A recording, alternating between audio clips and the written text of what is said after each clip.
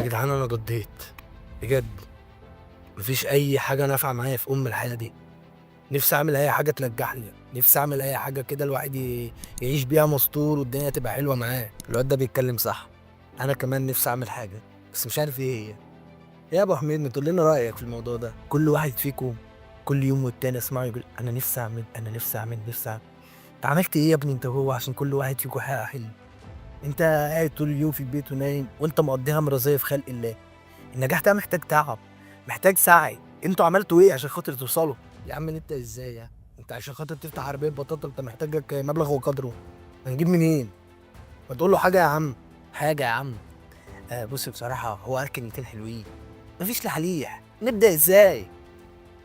مفيش فرصه. بص، ما تقعدش تدخل لي كل حاجه في المشاكل والفلوس وي وي وي. انت عملت ايه؟ بدات بايه؟ انت ثابت زي ما انت بقالك سنين على نفس الوضع اللي انت عليه. انت بدات في ايه عشان خاطر تقول اصل مفيش فلوس نبدا، اصل مفيش حاجه نعملها؟ حبيبي انت ما بتتحركش اصلا. بص انت كلامك مظبوط الى حد ما يعني، بس فهمني انا هبدا امتى وازاي.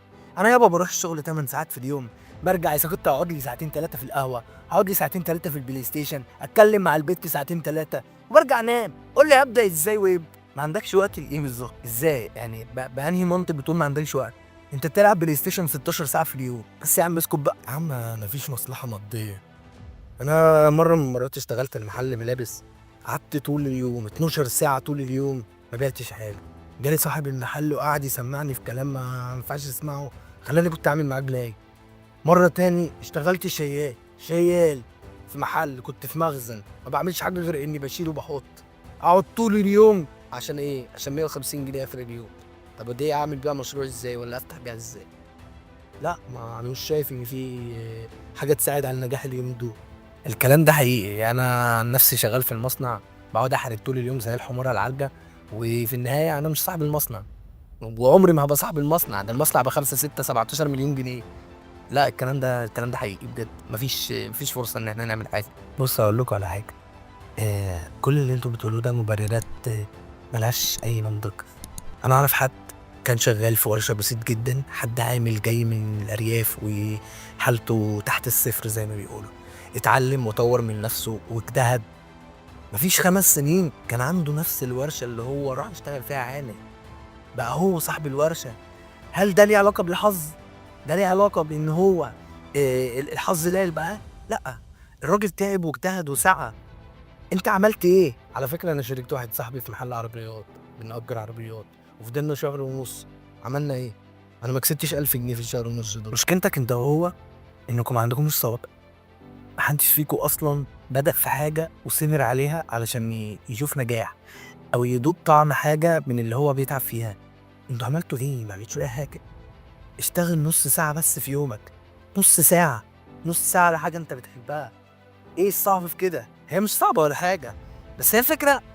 افرض انا بدأت وفشلت، ايه الحال بقى؟ اضيع القرشينات اللي هلتي؟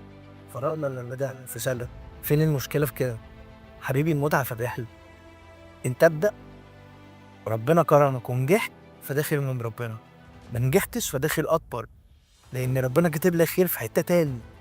انا ممكن ابدا وليكن مثلا في الهندسه، ربنا ما وفقنيش، ممكن اتوفق في حاجه تانية ابقى انا شاطر فيها وربنا كاتب لي خير فيها. ده مش معناه ان انا بفشل، ده معناه ان انا بزود من خبراتي. ده ما اسموش فشل. طب على فكره بقى، انا بعمل قهوه جامده. ايه رايك في قهوتي؟ انت عارف طبعا قهوتي عامله ازاي. هل ده معناه ان انا لو طورت نفسي وفتحت كافيه انجح؟ عادي، بتعرف تعمل قهوه حلو، ايه المشكله انك تبقى صاحب كافيه؟ انت ليه بتاخد انت رياء؟ مش لازم تفتح كافيه واو، واحده واحده. اعمل عربيه.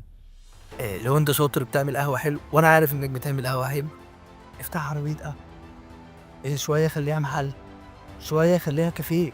المهم انك تبدا. البدايه يا حبيبي، البدايه هي اللي هتفرق معاك. انت مش عايز تبدا. بص يابا، احنا نفتح مشروع مع بعض ونسميه الصبر مفتاح الفرج. انا ما عنديش مشكله، هزر واضحك والعب وانا معاك. انا بعمل ده مش بانع نفسي منه. بس انا يهمني حاجه واحده، ولادك في المستقبل، مراتك في المستقبل، ال- اهلك والناس اللي حواليك واصحابك. حاول تعمل حاجه تخلي الناس دي فخوره بيك، فخوره باللي انت بتقدمه، فخوره باللي انت بتعمله.